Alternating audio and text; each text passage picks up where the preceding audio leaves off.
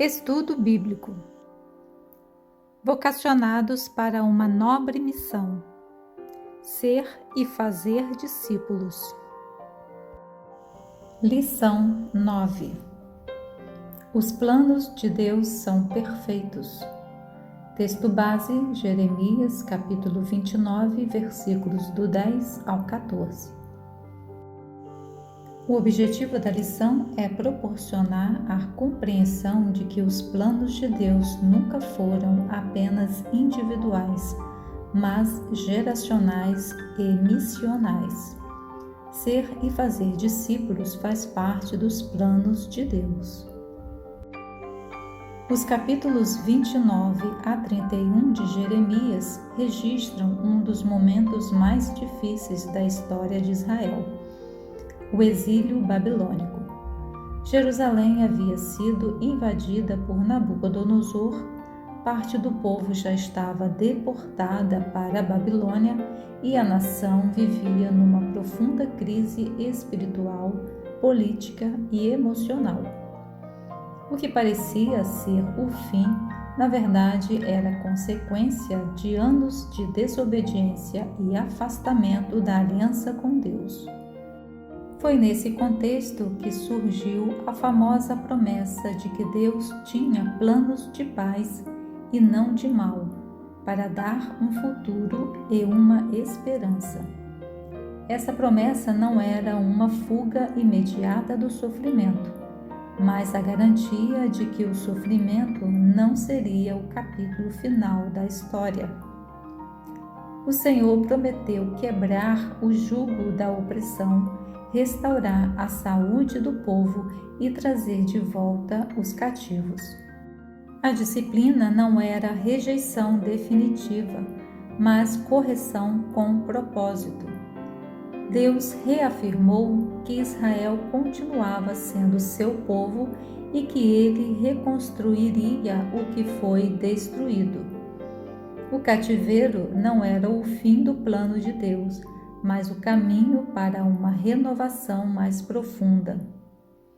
Esses capítulos revelam que, mesmo em meio à crise, Deus continua soberano e fiel à sua aliança. Primeira reflexão: os planos de Deus não são isentos de sofrimentos. O versículo 4 do capítulo 29 afirma que o Senhor Todo-Poderoso, o Deus de Israel, diz o seguinte a todos os judeus que ele deixou Nabucodonosor levar como prisioneiros de Jerusalém para a Babilônia. Não foram os povos inimigos, não foi o Satanás, mas a Bíblia diz que foi o próprio Deus quem permitiu que o povo de Judá fosse levado para a Babilônia pelo rei Nabucodonosor. O cativeiro babilônico estava acontecendo porque Deus emitiu uma nota de permissão.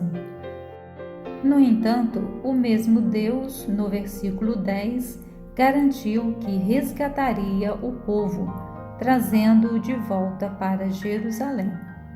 Mesmo o povo vivendo em meio a uma severa crise e lutando para sobreviver em meio ao olho do furacão, o Senhor apareceu dizendo: assim diz o Senhor, quando se completarem os 70 anos da Babilônia, eu cumprirei a minha promessa em favor de vocês, de trazê-los de volta para este lugar. É possível enfrentar sofrimentos no cumprimento dos planos de Deus.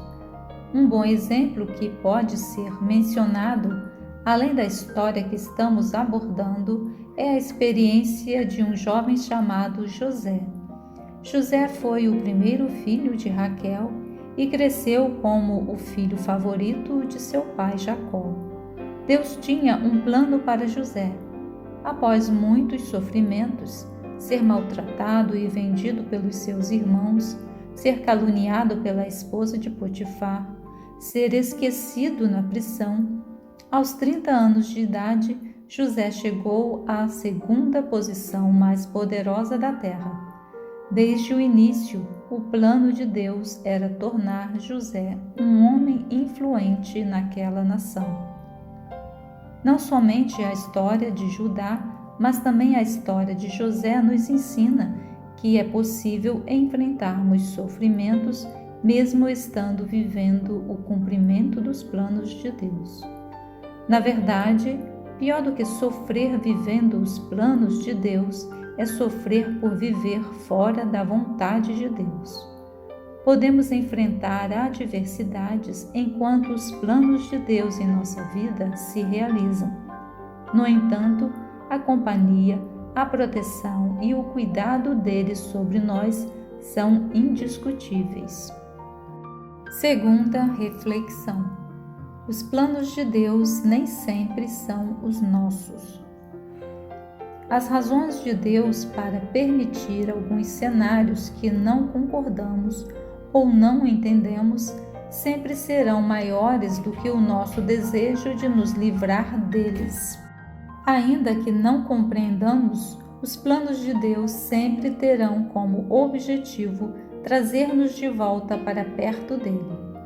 Precisamos sintonizar a nossa vontade com a vontade de Deus. Precisamos submeter a nossa vontade e os nossos desejos a algo muito maior. O problema é que quando Deus não responde imediatamente às nossas orações da forma como gostaríamos, perdemos a paixão. O envolvimento com o cumprimento dos planos de Deus tem mais a ver com uma vida de dependência do que com a obtenção de respostas desejadas. Como bem disse o profeta Isaías: pois os meus pensamentos não são os pensamentos de vocês, nem os seus caminhos são os meus caminhos, declara o Senhor. Assim como os céus são mais altos do que a terra, também os meus caminhos são mais altos do que os seus caminhos, e os meus pensamentos mais altos do que os seus pensamentos. Isaías 55, 8 e 9. O próprio Salomão foi assertivo quando afirmou: as pessoas podem fazer seus planos, porém é o Senhor Deus quem dá a última palavra. Os planos de Deus podem não ser os mesmos que os nossos, mas com certeza são melhores do que os nossos. Terceira reflexão: os planos de Deus são para o bem. No versículo 11 do capítulo 29, Deus disse ao povo: sou eu que conheço os planos que tenho para vocês, planos de fazer vocês prosperarem e de dar a vocês esperança e um futuro que desejam. Os planos de Deus são para o bem e sempre terão como objetivo nos tornar alguém melhor, uma pessoa mais parecida com Jesus, que reflita o caráter dele em outras pessoas. Olhar para este capítulo da história de Judá e considerar a presença do cativeiro em meio ao cumprimento dos planos de Deus deve alimentar em nossa mente a convicção de que, ainda que todas as circunstâncias não nos favoreçam, ou ainda que as nossas orações não sejam respondidas como desejamos, continua existindo uma esperança. Deus está agindo em nosso favor. Muitas vezes interpretamos o bem apenas como conforto, portas abertas e ausência de problemas. Porém, na perspectiva divina, o verdadeiro bem inclui transformação interior, amadurecimento espiritual e alinhamento com a vontade dele. O que hoje parece atraso pode ser proteção, e o que parece silêncio pode ser preparação. Crer que os planos de Deus são para o bem é confiar no caráter dele acima das circunstâncias. É entender que a história não termina no momento difícil e que Deus é especialista em transformar cativeiros em testemunhos. Mesmo quando não compreendemos o processo, podemos descansar na certeza de que o final que Ele prepara é de esperança, restauração e vida abundante. Agora vamos concluir o estudo de hoje. Deus não prometeu ausência de exílio, mas garantiu presença, propósito e futuro em meio a ele. O sofrimento não anulou a promessa, mas apenas fez parte do processo. O bem de Deus não é definido pelo momento que estamos vivendo, mas pelo resultado que Ele está construindo. Ainda que haja disciplina, espera ou desafios, nada foge ao seu controle.